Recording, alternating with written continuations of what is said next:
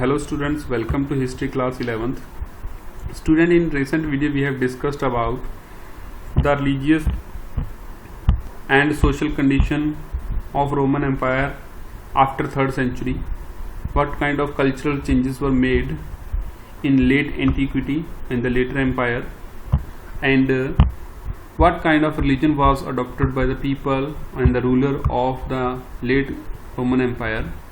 So student, let us see the next part.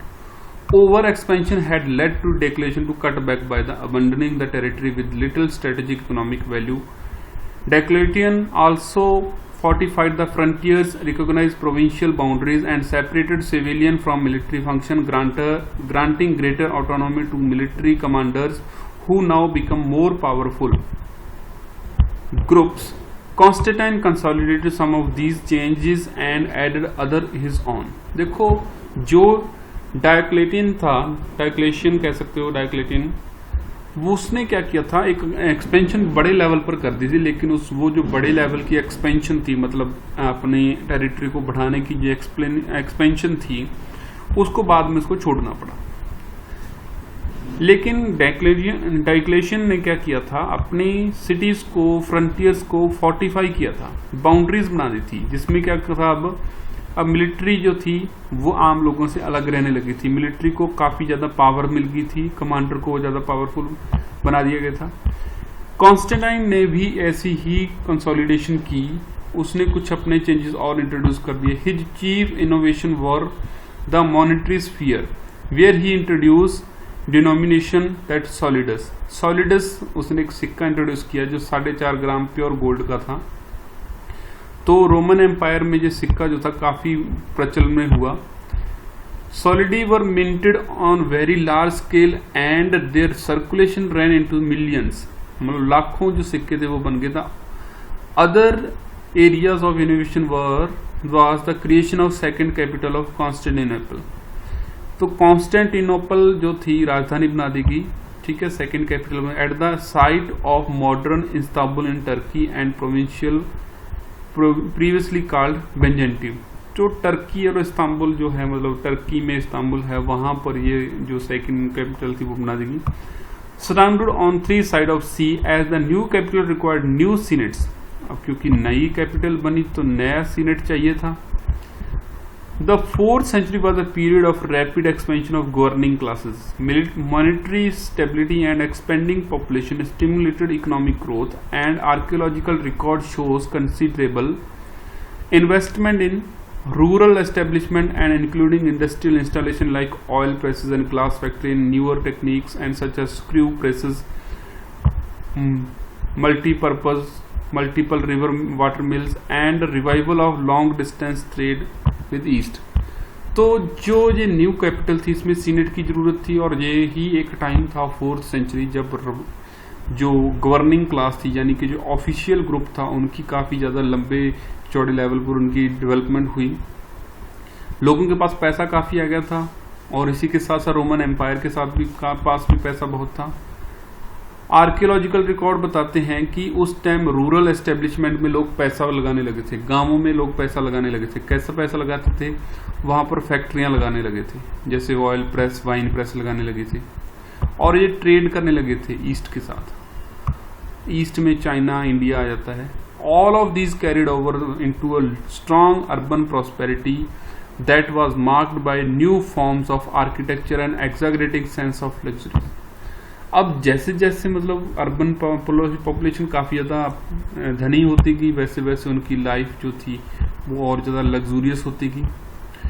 अब क्या था, ruling elite were wealthier and more powerful than before. In Egypt hundreds of papyri survive from their later centuries and they showed us relatively affluent society where money was in extensive use and rural estate general vast income in gold. तो मतलब ruling elite के पास इतना ज्यादा पैसा हो गया था कि अब वो लग्जूरियस लाइफ जीने लगे थे. इसके बारे में इजिप्ट में काफी ज्यादा पेपायरी के ऊपर इसके बारे में लिखा हुआ है. पेपायरी का मतलब पत्तों के ऊपर लिखा हुआ.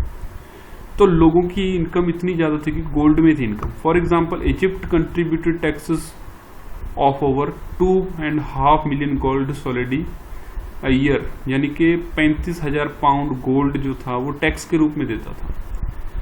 इन the reign of Justinian, 6th century में ऐसा हो रहा था। मतलब लेटर सेंचुरी में काफी ज्यादा अमीर हो गया था जो रोमन एम्पायर है।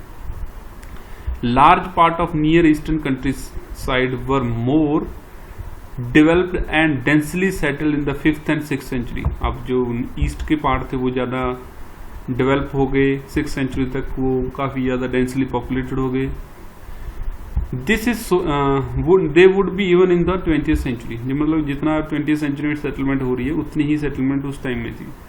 This is the social background against which we should set the cultural development of this period. तो इस तरह से कल्चरल डेवलपमेंट इस तरह से हुई इस पीरियड की। The traditional religious culture of classical world both Greek and Roman had पॉलीथीस्ट। जो रोमन थे, ग्रीक थे, वो पॉलीथीस्ट थे, मतलब एक से ज्यादा देवता में विश्वास रखते थे। कौन कौन से, मतलब बहुत ही मल्टीपल कल्ट थे उनके, जैसे जुपिटर गॉड को माना, Juno, Minerva, Mars, as well as numerous Greek and eastern deities worshipped in thousands of temples. हजारों टेम्पल थे, उन हजारों टेम्पलों में बहुत सारे देवी देवताओं को पूजा जाता था। तो मतलब वो क्या थे, पॉलीथीस्ट थे। Polytheist had no common name or label to describe themselves.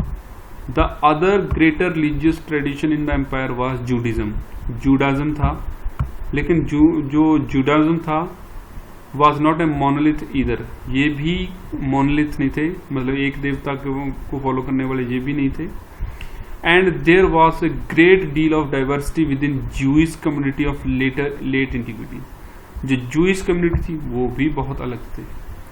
फिर हुआ क्रिश्चियनाइजेशन। क्रिश्चियनाइजेशन मतलब लोगों को क्रिश्चियन बनाना, क्योंकि एम्पायर 4th सेंचुरी से क्रिश्चियनिटी को डेवलप करना शुरू हो गया था।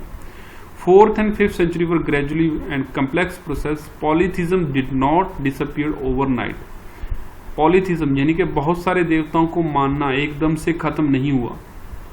Where the Christian bishop waged a running battle against belief practices they condemned more than Christianity laity.